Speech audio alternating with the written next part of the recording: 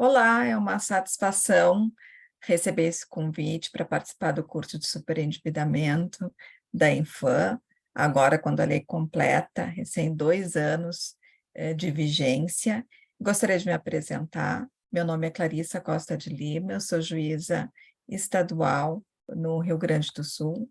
Participei e acompanhei os projetos, de atualização do Código de Defesa do Consumidor nessa área do crédito e do superendividamento, participei de projetos pilotos envolvendo a conciliação nessa matéria, e agora, mais recentemente, também tenho a honra de participar do grupo de trabalho, coordenado pelo ministro Buzzi, que tem como objetivo o aperfeiçoamento de fluxos e procedimentos na implantação da lei do superendividamento. Esse curso era um dos objetivos também desse grupo de trabalho, de modo que é uma honra ter a oportunidade de participar.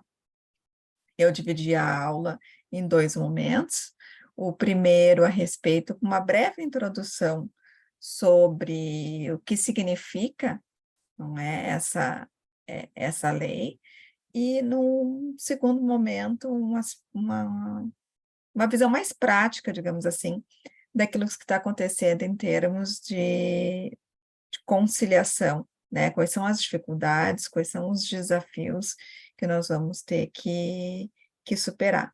Então, eu vou compartilhar aqui uma breve apresentação.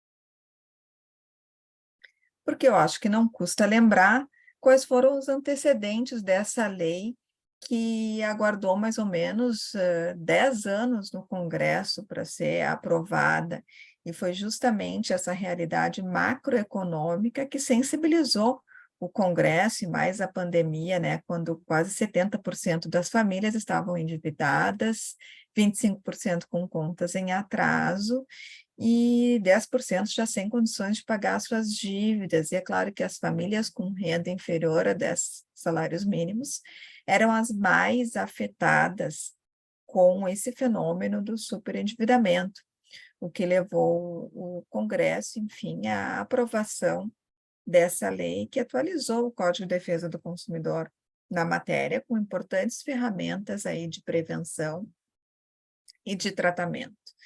E nunca é demais lembrar, sei que a professora Cláudia Lima Marques, de forma brilhante na sua aula, tratou dos novos paradigmas dessa lei, mas é sempre importante lembrar que ela tem como finalidade, e isso vai inspirar toda a interpretação que nós, juízes, faremos da nova norma.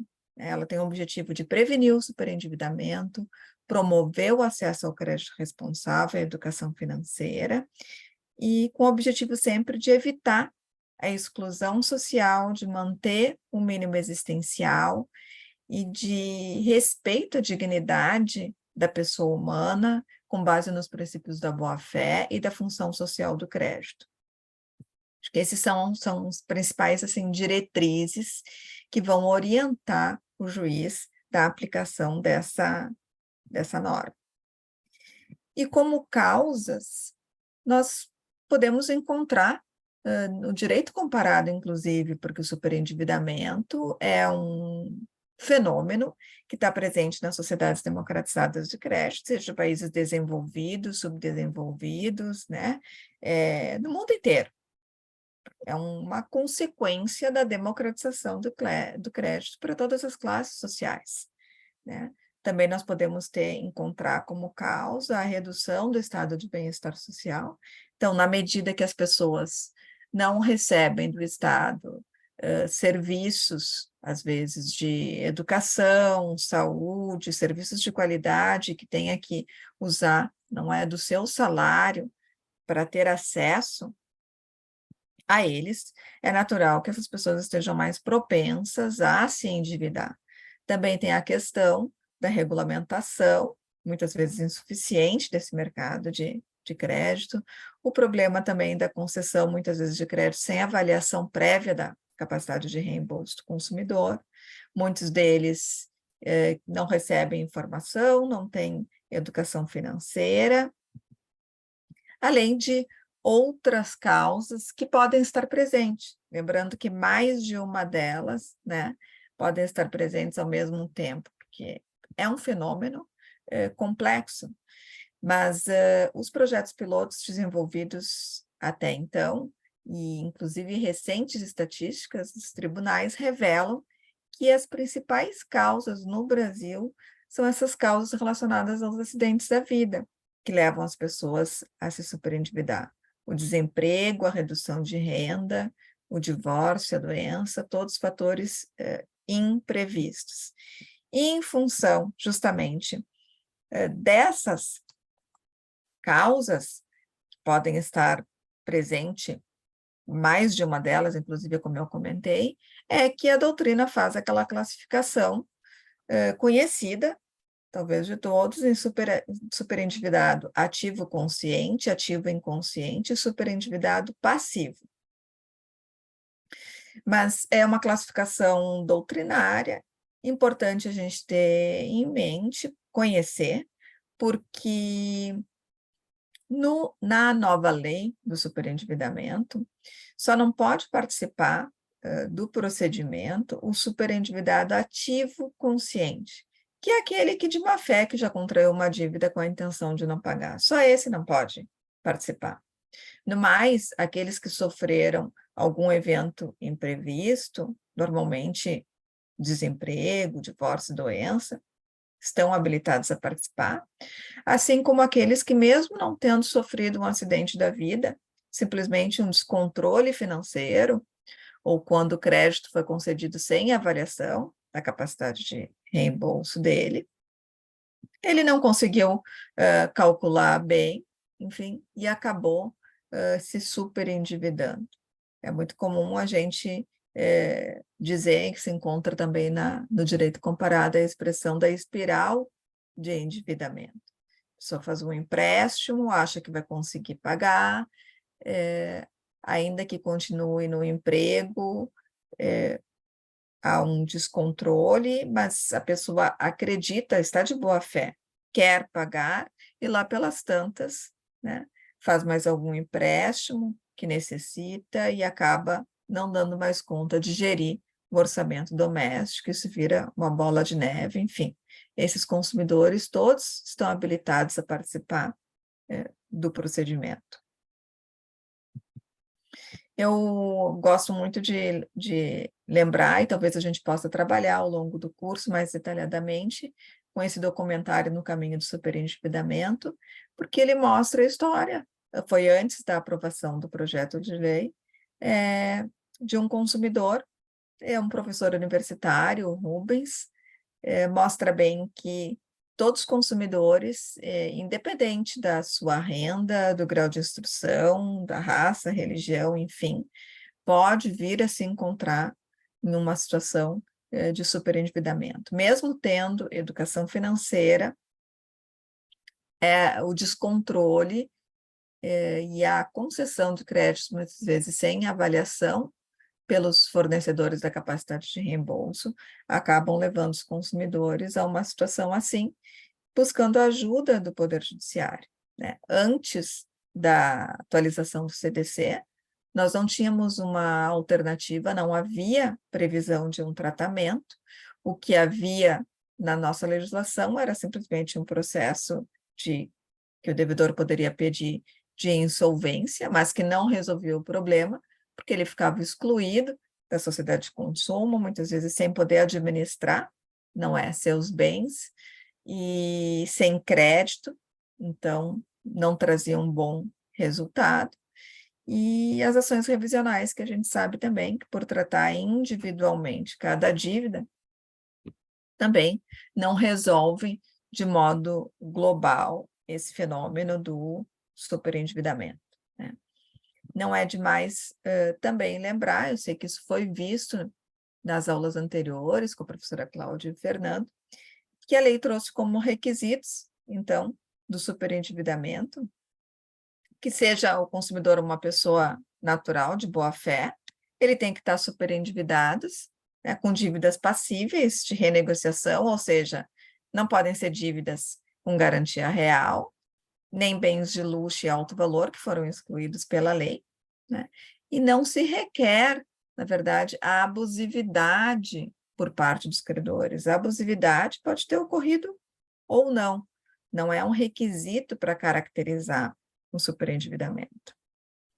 E aqui nós podemos ver, ter uma dimensão de todos os efeitos que pode ter esse fenômeno, além dos efeitos, claro, macroeconômicos, como bem lembrado na aula do professor Fernando, mas os efeitos que isso pode trazer negativos para a vida dos consumidores e de suas famílias. Aí, o medo que os consumidores revelam de não conseguir parcelar novas compras, de não conseguir um novo emprego, aí traz sentimentos de insegurança, ansiedade, estresse, muitas vezes com repercussão no humor, na saúde, no sono desses consumidores, que acabam se envolvendo, às vezes, em conflitos familiares, conflitos nos locais de trabalho.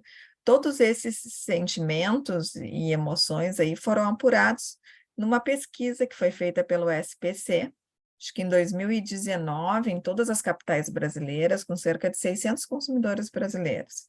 Então, se queria descobrir se essa situação de estar endividado sem pagar suas contas há pelo menos 3 meses, nesse caso, se isso trazia alguma repercussão na vida dos consumidores, e aí o resultado foi este, realmente impressionante, e mostra, então, como é necessário um procedimento específico de tratamento dessas situações, e um tratamento, então, que tenha essa linha justamente adotada pela nova lei, que é uma linha humanista, inclusiva, que não quer punir o consumidor, né, pelo crédito, não investiga a culpa, a gente quer afastar esse estigma da falha pessoal, simplesmente a lei encara o superendividamento como um efeito de uma sociedade capitalista e democratizada de crédito.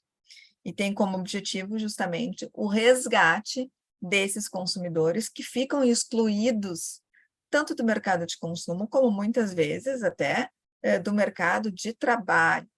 Vários consumidores nos relatam que ficaram devendo porque perderam o emprego e a imensa dificuldade que eles têm de se reinserir no mercado, porque nas entrevistas os empregadores acabam, na seleção, consultando os cadastros negativos e acabam excluindo, não é dos postos de trabalho, as pessoas que estão negativadas. Bom, a definição de superendividamento já foi vista, não é a mais importante. Eu acho que o importante é realmente a gente refletir sobre por que tratar o superendividamento, quais são as vantagens de uma lei como essa.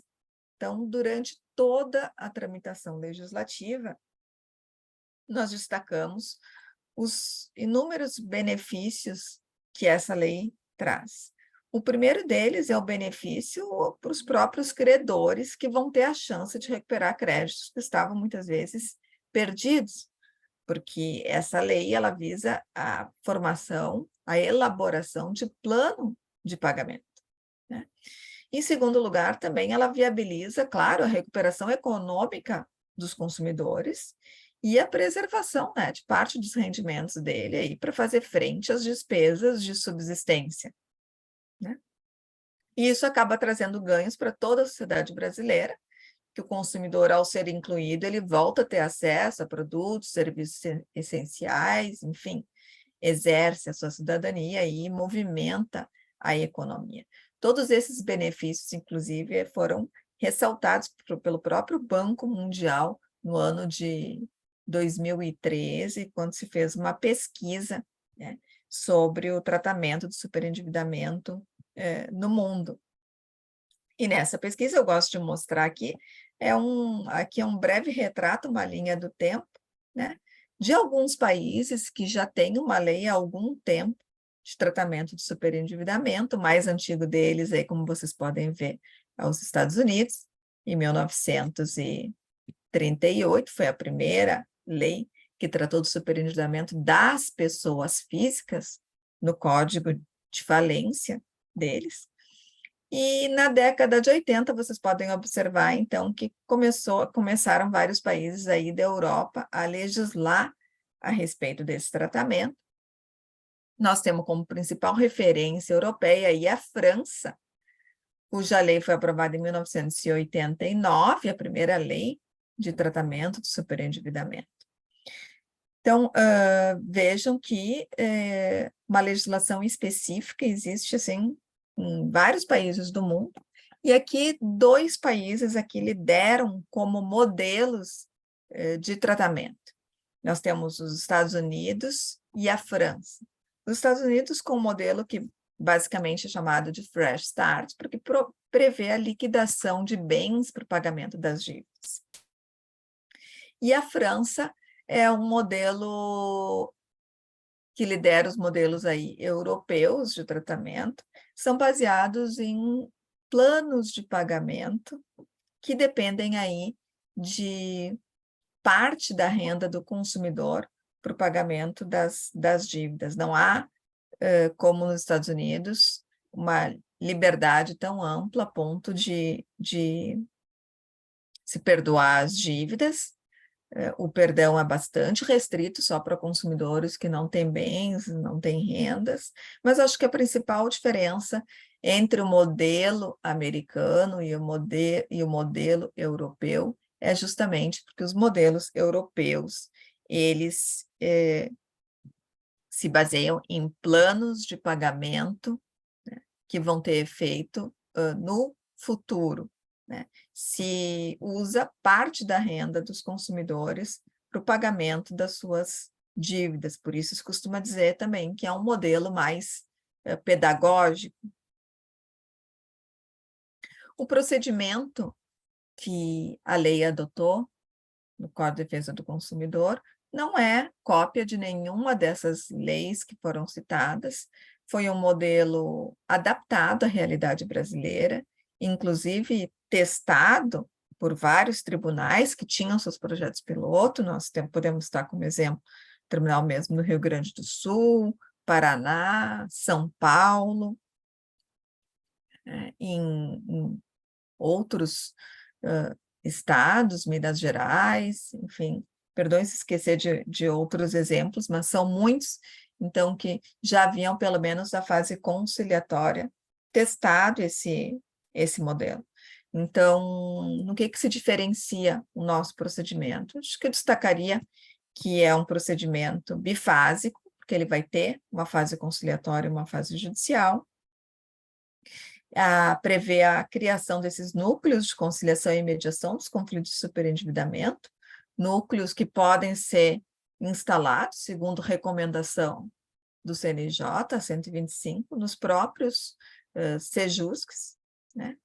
E há realmente um incentivo à cultura do pagamento, porque são conciliações, a gente vai ver logo mais, então, entrando nessa segunda fase da aula, que o objetivo da conciliação é estabelecer esse plano. Então, aqui, conforme o prometido, nessa segunda etapa, basicamente o que a gente precisa saber é quem pode requerer a conciliação, onde acontece a conciliação, quais as dívidas podem ser renegociadas, se todos os credores devem estar presentes e se há sanção para os credores ausentes. Acho que a conciliação, ela gira em torno da resposta a essas perguntas, não é? Então, é importante a gente saber que a iniciativa para requerer essa conciliação sempre tem que ser do consumidor que se reconhece numa situação de superendividamento. A lei traz 2 caminhos, não é, para o consumidor requerer essa conciliação.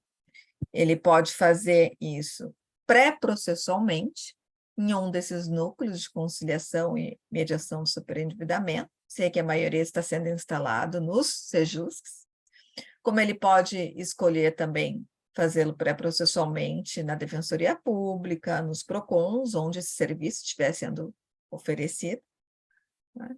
Então, essa conciliação pode ser judicial ou extrajudicial, depende da escolha do consumidor. É importante destacar aqui que a lei previu, na verdade, esse procedimento bifásico. A ideia era que os consumidores pedissem a conciliação pré-processual do 104A, né, ou do 104C, no caso dos PROCONs e defensorias públicas, né, e que a fase judicial do 104B só fosse inaugurada, né, após ou em relação aos credores que não aceitaram fazer o acordo. Mas, na prática, a gente tem visto, nesses 2 anos de aplicação da lei, que muitos consumidores ajuizam direto a ação de repactuação de dívidas do 104B.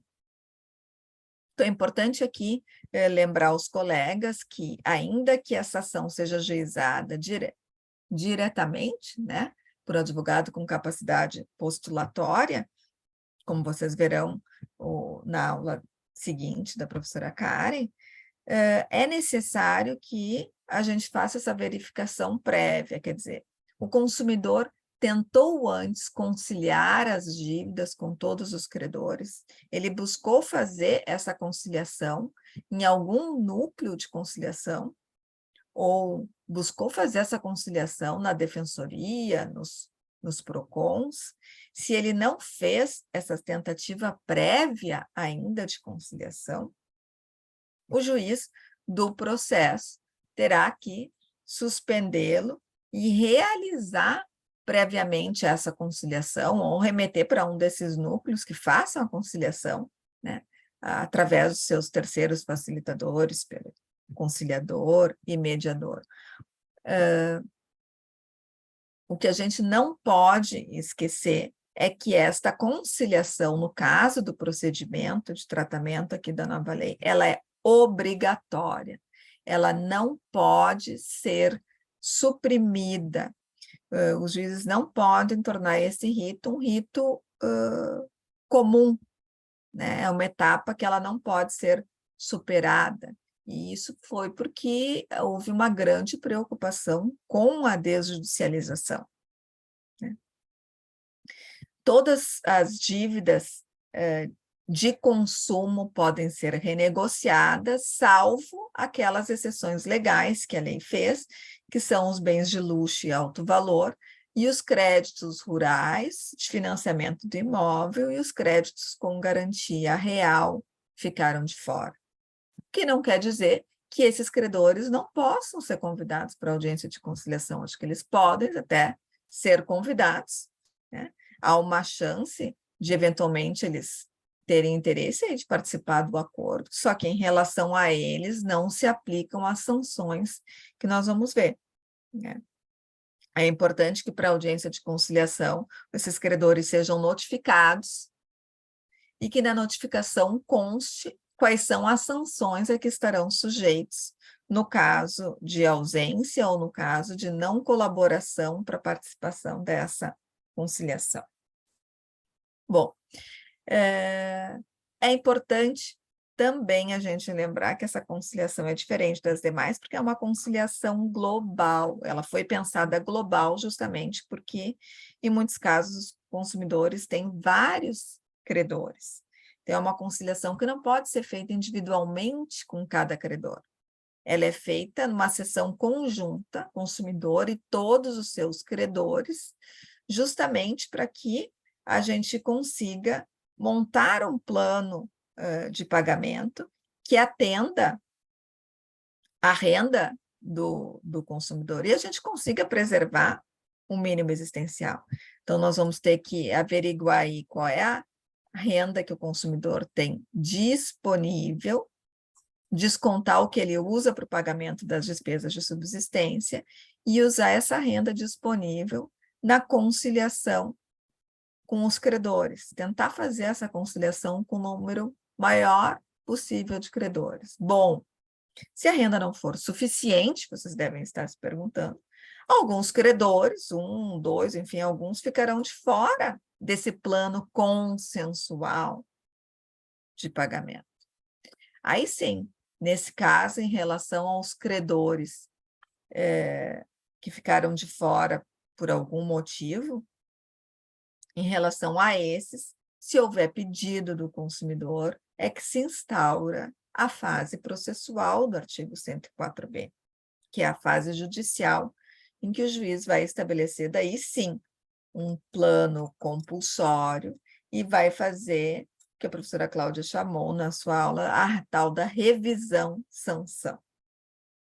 Por hora, agora, o que nos importa é ficarmos focados na conciliação, que está lá no artigo 104A, e que é uma conciliação que pode ocorrer de forma pré-processual, nos núcleos de conciliação e mediação dos SEJUSCs, ou ela pode ocorrer, se ainda não tiver sido feita, na própria ação de repactuação, que está lá prevista no artigo 104b, mas ela nunca poderá deixar de ser feita, né?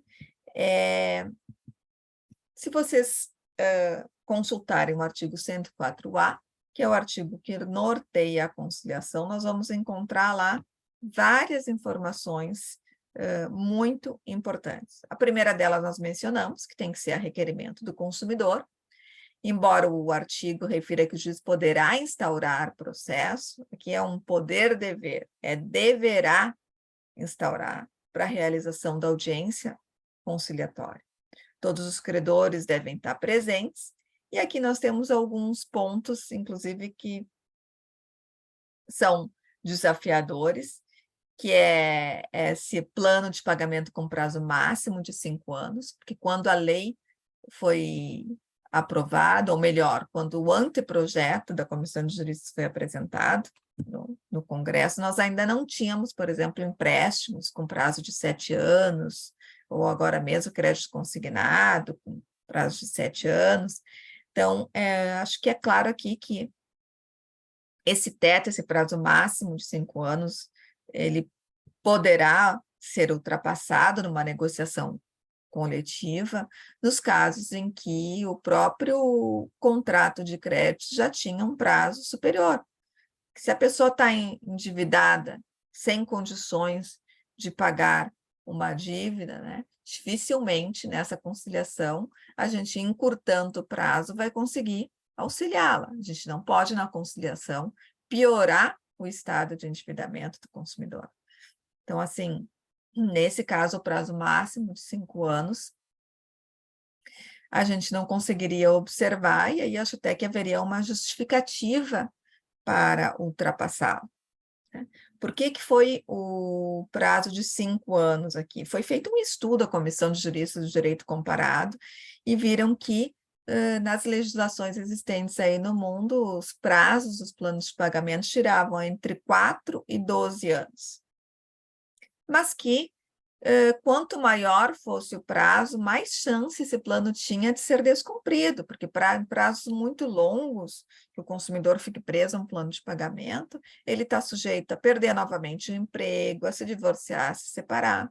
Então, se estabeleceu aí uma média, com no meio termo de 5 anos, né, que se entendeu razoável, também para não escravizar o consumidor, não deixar ele eternamente preso a um plano de pagamento. Se entendeu que o razoável seria esses 5 anos.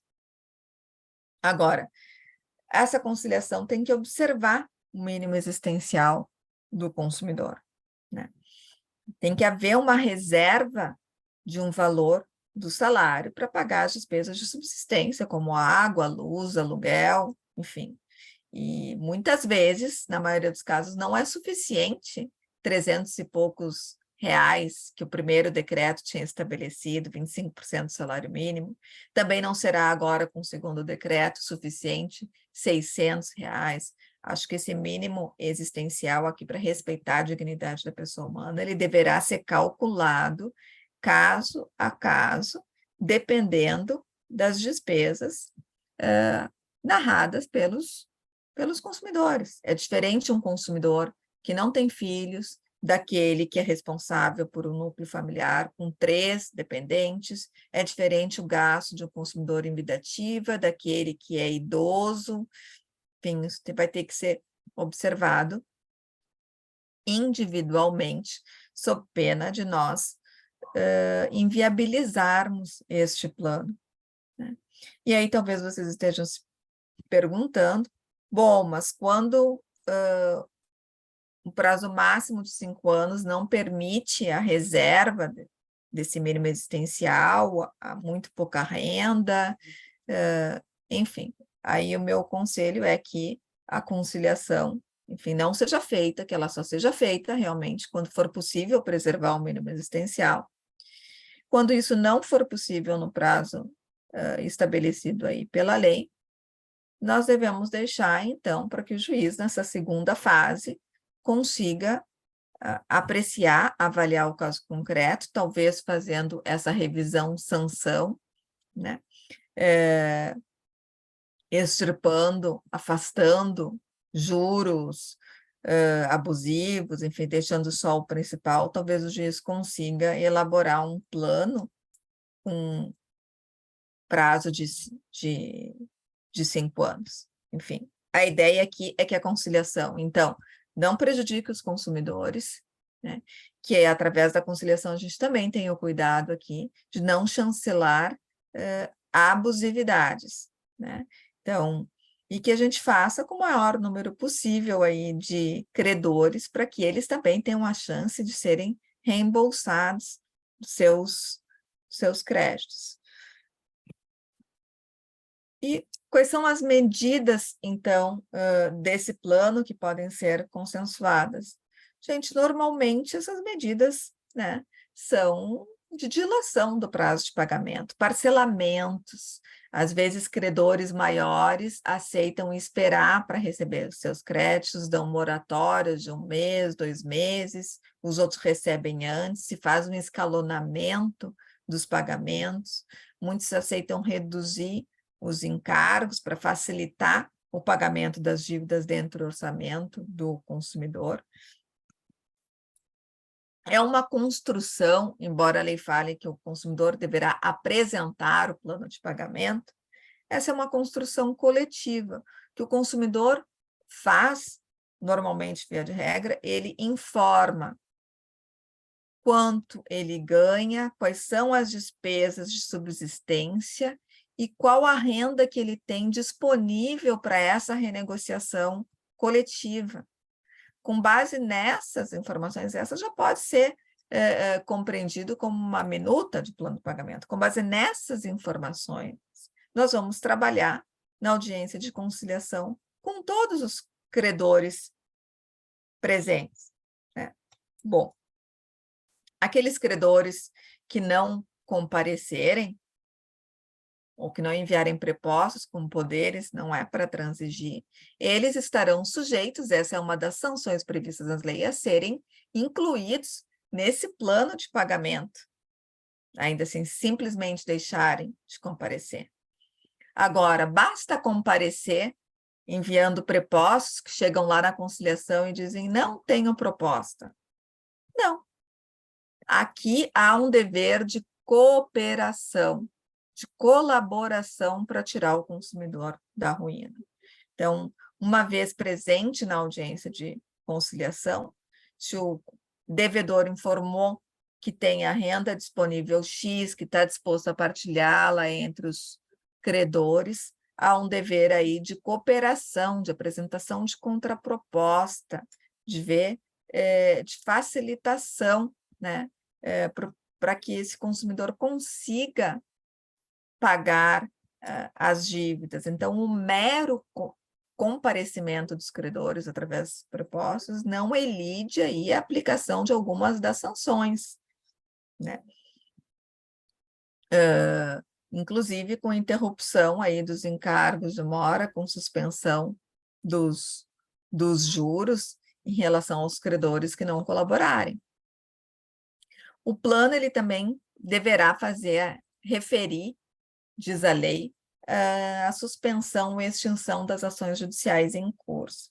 Aqui eu interpreto esse dispositivo como o seguinte, são 2 momentos. Quando o consumidor pede a conciliação, se alguma dessas dívidas já estiver sendo discutida em juízo, numa ação de cobrança ou execução, acho que tem que haver a suspensão daquela ação para ver o que se decide no plano consensual, né? Agora, uma vez feito o acordo, e esse acordo homologado pelo juiz, esse acordo ele implica na novação da dívida, né? Esses outros processos em tramitação, eles devem ser extintos, né? Também a lei prevê que esse plano deve dizer a data que o nome do consumidor é excluído aqui do banco de dados e cadastro de inadimplentes. Nós já conversamos sobre isso. É muito importante que os credores, após o pagamento da primeira parcela da dívida, que aceitem em um prazo X razoável retirar o nome do devedor desse cadastro para que ele tenha mais facilidade. Muitos precisam obter um novo emprego para que eles voltem a ter crédito. A ideia não é punir os consumidores que participam desse procedimento de conciliação. Muitos precisam, inclusive, de crédito. É claro, a lei fala em condicionamento do consumidor a condutas que não agravem a sua situação de superendividamento. Aqui, gente, eu acho que tem que ser lido, não é como uma proibição que o consumidor assuma novos créditos, mas simplesmente como acho que é como um dever genérico que ele tem de adotar um comportamento consciente, né, que evite futuros desequilíbrios financeiros, e ele pode sim, inclusive, contrair novos créditos, se isso for necessário, fazer outras compras parceladas, desde que não prejudique o plano consensual que está sendo feito naquele momento. Na cartilha do grupo de trabalho, coordenado pelo ministro Buzzi, que é a cartilha sobre o tratamento de superendividamento, inclusive, nós incluímos ali termos de audiência com exemplos dessas medidas que podem ser acordadas na conciliação. Eu recomendo fortemente aí a leitura. Então, eu acho que o importante aqui a gente lembrar é que, fazendo um breve resumo, esse plano que vai ser apresentado pelo consumidor não precisa ser um plano detalhado, o importante é que a gente consiga que ele informe a renda, as despesas de subsistência, e a gente consiga extrair dali qual é a renda que ele tem disponível para o pagamento dos seus credores.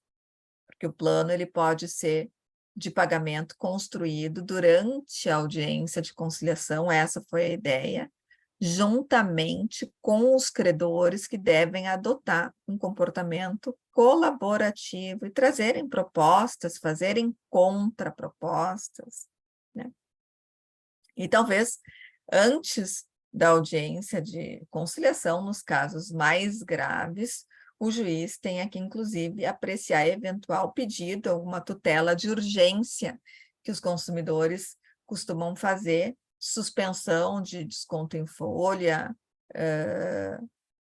e de algum desconto, enfim, naqueles casos mais comprometidos. Aí nós temos consumidores que ajuizam as ações com 80%, 90% da renda comprometida e já com um prejuízo aí do pagamento das despesas de subsistência. Então, pode acontecer casos que antes da conciliação, o juiz tenha que apreciar alguma tutela de urgência. Não há nenhuma proibição nesse sentido, muito pelo contrário, isso vai ter que ser examinado caso a caso, e nesse acordo conjunto que for feito, também nós já temos jurisprudência que trabalharemos além do curso, o juiz não está vinculado ao mínimo existencial fixado por decreto, né, porque é um valor uniforme para todos, que muitas vezes não é adequado para a preservação aí da dignidade desses consumidores.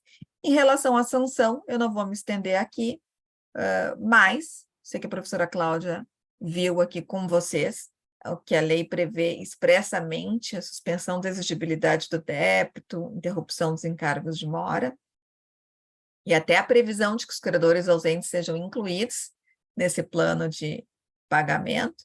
Eu só lembro aqui que o mero comparecimento dos credores não elide, não afasta a aplicação dessas sanções, porque eles têm que comparecer e serem colaborativos. Por isso que, inclusive, no curso do CNJ, aí de formação dos novos conciliadores e mediadores que atenderão esses casos, nós estamos instruindo, recomendando para que eles deixem consignado nesse termo de audiência os credores que fizeram proposta, quais os credores que não trouxeram nenhuma proposta, enfim, para que o juiz do processo consiga analisar se eles foram colaborativos ou não com a fase da conciliação.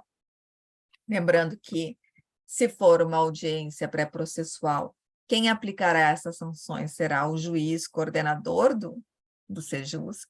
Se for já um processo distribuído em uma das varas da Justiça Comum, vai ser o juiz do processo, provavelmente, que aplicará essas sanções e que levará em conta a conduta do credor, né, quando tiver que estabelecer o plano compulsório e fazer aquela revisão sanção, então, que está prevista no artigo 104b.